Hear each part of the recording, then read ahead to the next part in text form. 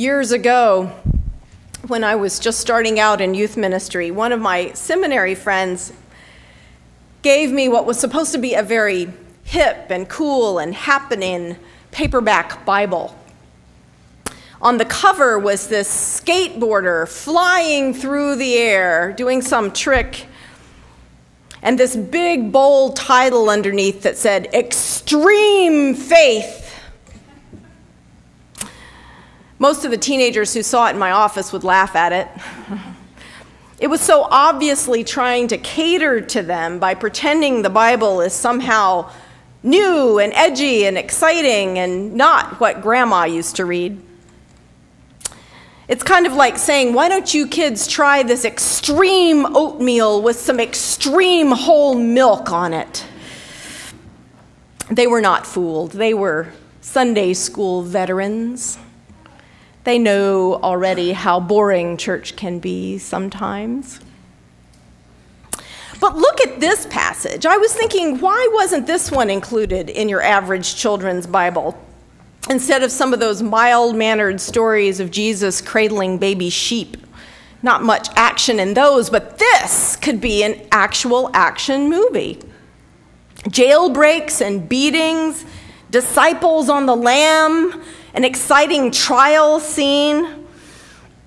And the visuals would be great too. Solomon's portico was, in Jesus' day, his people's remaining wall connecting them to the first temple from 1,000 years before, Solomon's actual temple. Way on the top of Mount Zion and on top of a city wall some 6 or 7 stories high, it had an expanse of 162 columns across. And that was just one side of the Jerusalem temple, the center of their nation's learning, worship, art, treasures, and government.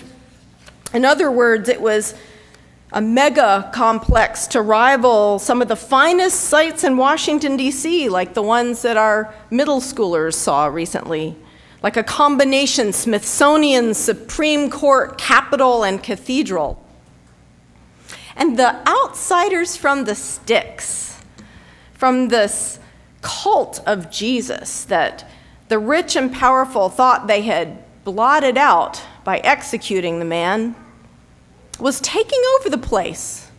It was attracting rock concerts-sized crowds, and they were teaching and healing all sorts of filthy people there, not just back on the shores of that Podunk Lake up north, but right there on their turf at the Jerusalem temple. It's no wonder that the religious and political leaders were jealous and scheming to kill them all. We, as spectators from today, can't help but cheer on the disciples from our safe distance for their holy disobedience, because they're the great heroes and saints of our faith.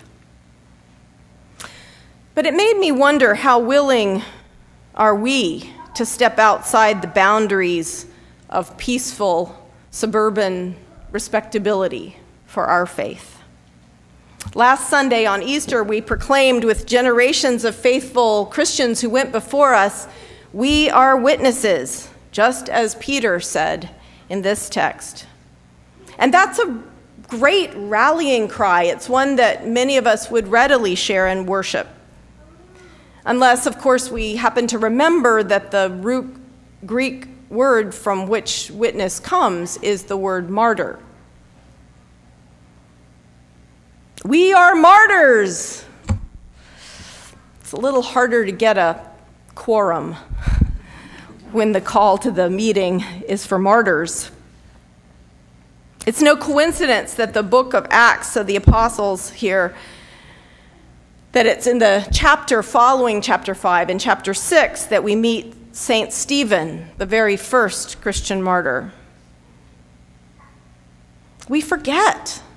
Our ancestors in faith were a bunch of rabble-rousers and troublemakers, and the halls of history are littered with their corpses. What ushered in the first 300 years of the Christian church and the era of this tremendous and spectacular and incomprehensible to the Romans growth was the age of martyrdom, when it was not only illegal, but sometimes fatally illegal to profess the Christian faith. The 2nd century church father Tertullian wrote that the blood of the martyrs is the seed of the church. That never seemed quite as real to me until one of our Lenten lunches this spring, when my dear friend Mike Anastas told a very moving story about a promise he made to his grandmother to continue the Christian faith of her Greek family, who were once a persecuted minority in Turkey. This is why we must share our stories. We all must remember our heritages in faith. The Pilgrim English Congregationalists who came to New England from Holland on the Mayflower, they had been under threat of death for their beliefs. In North Carolina, my own United Church of Christ roots go back to James O'Kelly and to the Christian church he founded with other Methodist pastors who had been forbidden by their bishop in England to fight in the Revolutionary War or be treated as traitors. When I hand out Bibles to confirmands, I used to always like to remind them that martyrs like William Tyndale died for their right to read it. I also like to remind my confirmands about Saint Perpetua, as the Romans killed her entire confirmation class for failing to renounce their faith. Christianity can be a very dangerous thing if we choose to actually practice it, even today. Even now, according to a 2006 survey by Gordon Conwell Theological Seminary, an average of 171,000 Christians worldwide are martyred for their faith. Muslim fundamentalists go after Christians in places like the Sudan and Iran, in Indonesia. Churches are burned there. Sometimes people are tortured.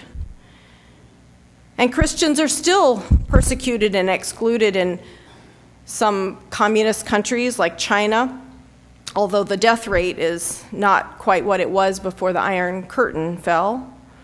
I can remember back in the 1980s when I was doing campus ministry in Berkeley, I had a Chinese graduate student who I innocently invited along with other visitors to join our church and to share the covenant.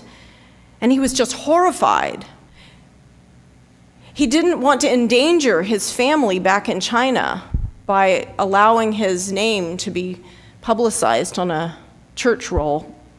He didn't even want to get the church newsletter back at his campus apartment. So in reflecting on it, you might even say the worst thing that ever happened to the Christian church was freedom of religion.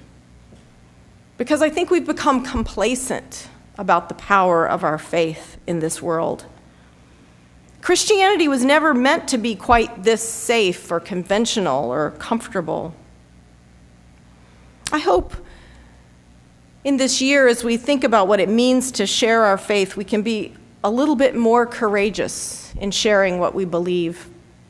I was really touched when someone talked about how in the last year when we focused on prayer, he felt it had made a difference in his life that he could actually speak words to a fellow coworker, for